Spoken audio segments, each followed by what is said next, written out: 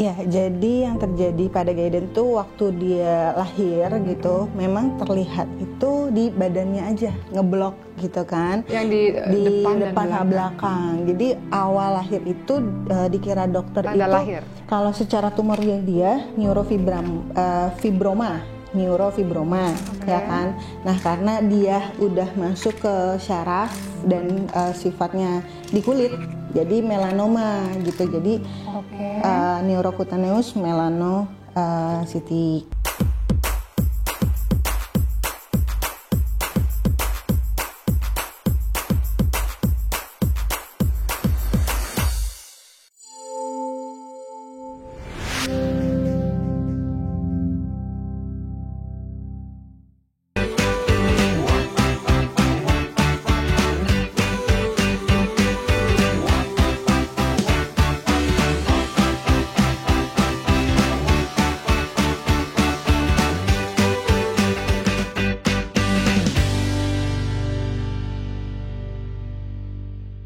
Selepas pagi itu, biarkan matahari menyapa dan meninggi. Dan selepas senja itu, biarkan dia tenggelam. Namun esok, dia akan kembali lagi dan bersinar. Setiap yang bergerak akan mengalami perubahan. Entah kepada hal yang baik, ataupun terkadang di luar harapan kita. Kita boleh mengeluh, tapi jangan sampai rapuh. Bolehlah menangis, namun jangan sampai pesimis. Kita ini hidup di atas bumi yang berputar, bukan? Coba kita ikuti langkahnya untuk terus bergerak.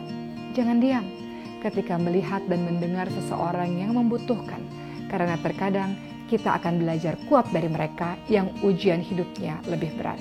Kita akan belajar sabar dan ikhlas dari cerita mereka yang pernah terpuruk dan pernah tersakiti. Hidup itu kompleks dengan segala ceritanya agar kita semua dapat mengambil hikmahnya. Belajarlah pada semesta tentang hiruk pikuk dunia, jembatan menuju syurganya. Sahabat semuanya, alhamdulillahirrabbilalamin, senang sekali saya Oki Setiana Dewi menemui teman-teman semua dalam Rumah Cerita Uma. Dan pada hari ini kita sudah bersama dengan tamu yang sangat luar biasa. Assalamualaikum Mama Gaiden dan Gaidan, sehat Gaidan? Waalaikumsalam. Kata Gaidan, Uma Oki tadi ngomong apa sih? Gaidan gak ngerti katanya. Jawab dong salamnya. Assalamualaikum Gaidan. Waalaikumsalam warahmatullahi wabarakatuh. Gaidan sehat? Iya. Udah makan? Iya. Enak gak makanannya? Kenyang? Kenyang. Ngantuk? Enggak. Saya lagi segar ya. Masya Allah. Mama Gaidan nih, saya manggilnya apa nih? Mama Gaidan aja atau boleh, Mama Gaidan aja? Kita Boleh. lihat sekarang pertama kali kalau kita lihat Gaidan pasti terlihat Gaidan berbeda dengan yang lain-lainnya. Iya. Karena kalau kita lihat ada tahi lalat yang banyak di kepala, di badan, sampai di kaki, di semua anggota tubuh. Iya. Sampai lidah-lidahnya. Sampai yang organ dalam juga Organ ada, dalam, termasuk baik. di otaknya Uma. Di otaknya juga di bola ada. mata, seperti itu. Di perut Bisa juga tadi ditemukan. saya lihat, boleh lihat Iya, Gaidan di perut. sayang? Boleh nggak nak? Ditunjukin. Oke, di perutnya Gaidan. Oke. Iya, Di belakang sama juga di begitu punggung. sama di belakangnya? Iya, di punggung. Berdiri nak. Coba nak, boleh nggak tunjukin ke Boleh nggak? kamera, ke Berdiri, omnya? balik. Nah, di belakangnya juga sama begini. Boleh lihat nah, juga sama seperti ini ya teman-teman sekalian. Sekarang Uma Oki mau tanya sama mamanya Gaidan. Iya. Ini namanya apa sih? Gaidan tahu nggak ini namanya apa sih? Kita tanya Gaidan dulu. Gaidan ini yang kayak gini-gini nih namanya apa? Gaidan tahu nggak? Tai lalat. Tai lalat. Tai lalatnya banyak ya? Iya.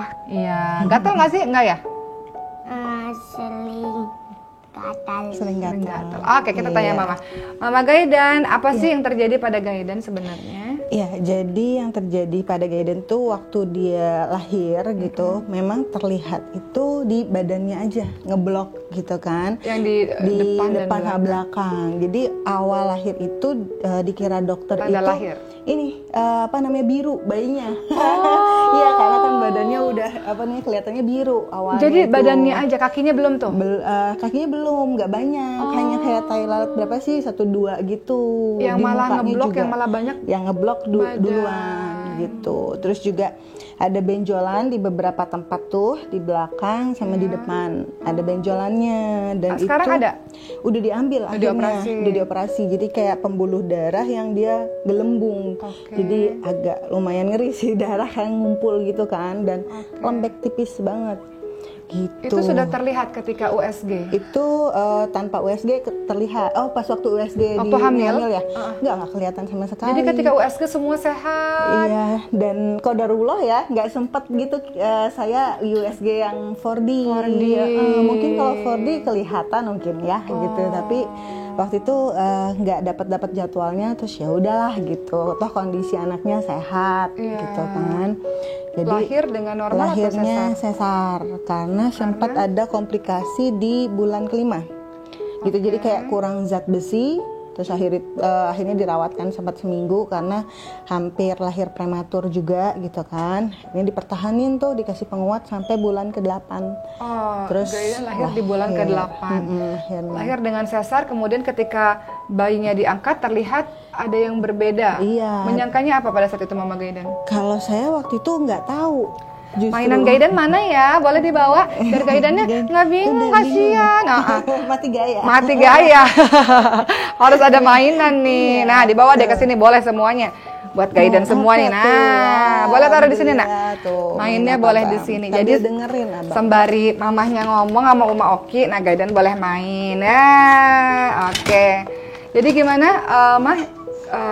Ketika pada akhirnya Gaidan lahir dan bayinya kan diangkat tuh, terlihat berbeda. Terus itu saya cuma sempat dengar nangisnya sebentar terus pingsan. Siapa yang pingsan? Saya. Jadi nggak sempat IMD juga karena dikhawatirkan ada kelainan sama bayinya kan gitu. Terus saya pingsan Pingsannya karena Gaidannya naik lagi ke atas. Jadi ketika mau udah di sesar di sayat gitu ya, dia naik ke atas ke dada sampai dok sakit dok gitu. Kan sesar kita nggak ngerasa sakit. Iya, itu tuh naik karena bayinya naik ke atas nggak mau ke bawah gitu ya. Terus sampai didorong sampai 4 orang didorong nih, ada yang nahan kanan, kiri, atas, itu 2 orang. Ternyata bisa ya bayi naik ke atas ya? Hanya sih juga, Masya Allah gitu, sakit gitu sampai nggak bisa napas. Terus? Makanya ketika udah keluar, saya langsung pingsan. Dan itu bayinya itu nggak diketemu-ketemuin sama saya gitu kan, sampai lama 24 jam mana nih bayinya. Gitu nggak difotoin kan. juga? Nggak difotoin juga. Sama suami nggak dikasih tahu juga? Nggak dikasih tahu. Terus akhirnya bingung kan ini kenapa gitu. Terus dikasih tahu, oh bayinya spesial, dia bilang gitu. Kata dokter, kata suami? Kata bapaknya. Ini anaknya spesial gitu, dia punya banyak kelebihan, dibilang gitu kan. Terus habis itu saya saat mendengar itu pertama kali oh iya nggak apa-apa kalau spesial, alhamdulillah dong gitu. Jadi mikirnya apa ketika ada perkataan anak ini spesial, berpikirnya apa pada saat itu? masih alhamdulillah, mudah-mudahan, tapi utuh kan, saya bilang gitu, utuh. Nggak ada rasa sedih pada saat itu? Nggak ada gitu kan. Bayangan spesialnya tuh masih nggak ada bayangan gitu. Ketika nanti kamu lihat aja waktu ganti popok gitu. Terus akhirnya ganti popok kan, buka bedongan dan segala macem. Terus saya cuman ada apa gitu ya, ngelihat badannya hitam gini kan, depan belakang gitu. Jadi yang sampai saya cuma gini-gini aja sih, ini luntur apa enggak gitu kan. Pada saat itu justru belum sedih, belum menangis, belum apa sedih, ini apa sih sebenarnya apa gitu sih gitu. Jadi karena kan luntur nggak ya gitu? Iya kan, ini anak pertama ya, jadi saya nggak tahu, mungkin ada apa gitu kan, sisa-sisa lahiran gitu kan, gitu. Jadi saya cuma ini mungkin bisa hilang gitu. Gitu doang sih, saya bilang gitu. Karena secara lain-lain semuanya utuh, hanya ada gelap. Iya, berwarna hitam saja kan? Betul. Terus abis itu ketika nanya ke dokternya waktu mau pulang, ditanya ini apa? Ini nevi. Dah gitu doang. Nevi adalah? Nevi itu tai lalat. Bahasa dokternya nevi gitu kan. Kalau banyak kan karena banyak, kalau nevus itu 1. Nah, kemudian di situ saya baru cari-cari karena waktu itu lahirannya kan di rumah sakit haji ya, yang deket aja, nggak ada spesialisnya. Baru setelah itu dirujuk, udah deh ketahuan gitu kan, bahwa dia ini nevinya kemungkinan akan bertambah. Terus dibilang ini kan hiperpigmentasi dan jatuhnya udah jadi tumor. Nah, ketika pertama kali saya ke dokter histopatologi ya kalau nggak salah. Jadi dia dibiopsi kan semuanya. Umur berapa itu? 3 bulan. Oh, 3 bulan. Jadi 3 bulan tuh dia langsung dioperasi, ngambil yang di sini, yang benjolan itu merah tadi. Terus di sini tuh dia berdarah terus. Jadi setiap nangis Uma langsung yang berdarah? Kulitnya yang di perut. Jadi itu udah yang kayak setiap mau gantiin popok dia nangis itu berdarah langsung ambiar dan ngalir gitu Uma. Jadi yang aduh setiap ngegantiin tuh sedih gitu ngelihatnya. Sempet ya baby blues juga sih Asi akhirnya nggak terlalu banyak keluar gitu. Dan itu berpikir nggak? Dan itu kenapa sih? Iya emang berpikir ya waktu itu sampai saya itu mulai dari herbal itu Uma saya coba siapa tahu luntur ya jadi ke pakai susu kambing Uma dimandiin pakai susu kambing terus pakai madu terus saya scrub juga pakai apa tuh entah ada minyak kembang harapannya supaya gitu. Pokoknya luntur tahu luntur gitu kan waktu itu dengan cara herbal ternyata dan saat itu belum cari informasi ini anak kenapa sih gitu belum tahu ya belum tahu. Nah pokoknya pas 3 bulan habis udah biopsi diambil kan contoh jaringan kulitnya.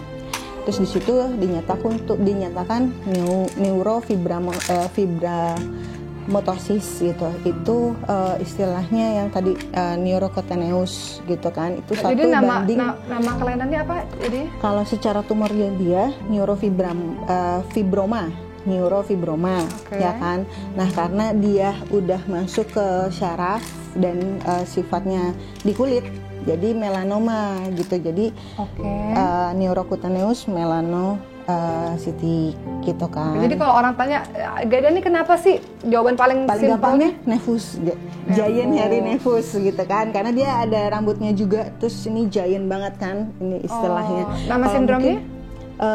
Kalau sindromnya karena dia si nevusnya udah ke syaraf jadinya neurocutaneous gitu. Neurocutaneous syndrome jadinya dia itu kelompoknya. Dan ini sih itu kan waktu pertama biopsi, kemudian 6 bulan di usia 6 bulan dia MRI akhirnya keseluruhan. Mulai dari otaknya sampai ke kakinya. Kenapa? Ada apa kan sampai harus di MRI? Itu disyaratkan oleh dokter yang saya coba email di Chicago. Ya, jadi saya email ke Profesor Bauer gitu. Sampai jauh-jauh ke sana memangnya di Indonesia nggak ada apa gimana? Kan yang tahu mah. Nggak ada yang tahu pada masa itu. Iya, bahkan sempat disuruh kemo. Kenapa? Karena dia teh lalatnya nambah terus kan. Sampai kemo. Iya, disuruh kemo. Padahal kemo itu kan karena jatuhnya penyebaran. Ada penyebaran, itu berarti bisa dipersamakan dengan kanker. Sempat kemo? Enggak, akhirnya waktu itu soalnya 3 bulan Uma. Ya Allah, dan dosisnya dicoba-coba katanya jadinya ya Allah gitu kan enggak tega, apalagi kan dia kulitnya masih rapuh gitu. Nangis benar-benar nangis gitu dan ketika nangis berdarah. Dan itu jadi kita perban segini tuh diperban semuanya. Nah pas akhirnya menghubungi profesor yang ada di Chicago tersebut, untuk nanya apa sih yang harus dilakukan gitu. Ternyata memang ini nevus itu ada kalau beberapa case itu sampai ke tulang. Kalau ada yang di tulang, dia kan namanya ada jaringan lunak di tulang, jadi gampang patah tulangnya gitu kan. Terus ternyata ya bang ini adanya di otak, dan itu lumayan banyak tuh. Saya sampai belajar di amigdala, pons, terus cerebrum, terus macam-macam lah di bagian otaknya banyak. Tapi nggak disebut ada berapa, saking banyaknya. Dan ketika MRI